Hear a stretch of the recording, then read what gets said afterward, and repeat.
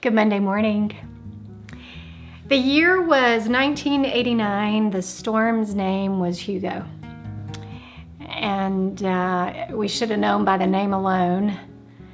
And I was a junior in college, and my mom and dad and two brothers and I were huddled in a tiny hallway in our home to weather the storm.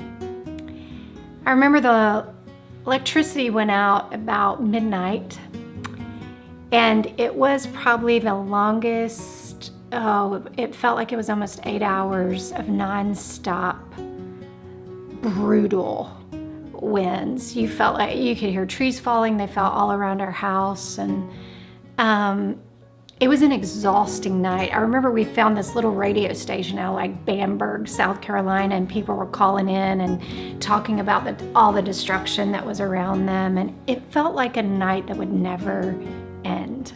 And I remember getting up early in the morning when the winds finally died down and the sun had started to come up, and we walked through the neighborhood next to us, and it just looked like a war zone. I mean, there were trees in houses, trees in cars. We had no power for over a week. And so we did not know until we finally got our TV back on the extent of the damage. And I remember the Isle of Palm looked like matchsticks. It was just gone. And then in 1992, Andrew came and did the same thing to Miami. And it was after that that the building codes changed, and they started building in a different way.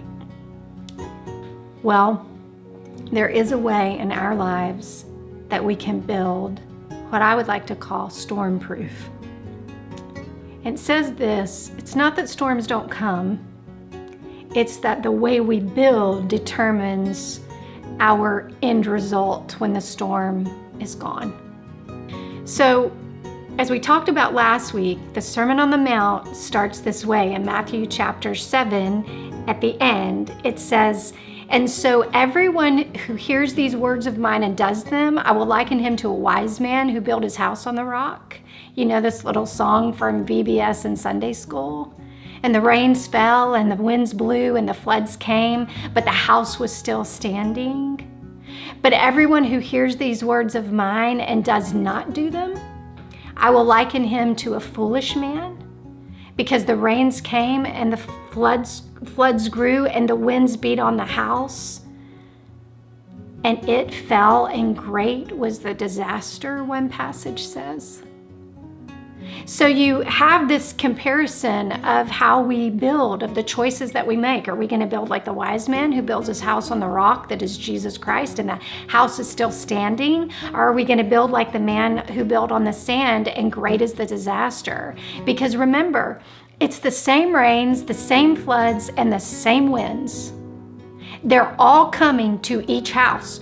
No matter how you build, they're coming. The question is, what's going to be left of us when they're gone? And how we build determines that decision. Friends, it's important to remember that God's ways are never punishment. They are always for our protection. So building well, building wise, hearing and then doing creates a stormproof life. So the question is, do you want to live stormproof? You can. You can go through the hurricanes of this life and still be standing. We do not have to crumble beneath them. We do not have to crumble beneath the rains that fall. We don't have to crumble beneath the floods that rise. He said, you can pass through them and they will not harm you. So I don't know about you, but I want to live that way. I want to live stormproof,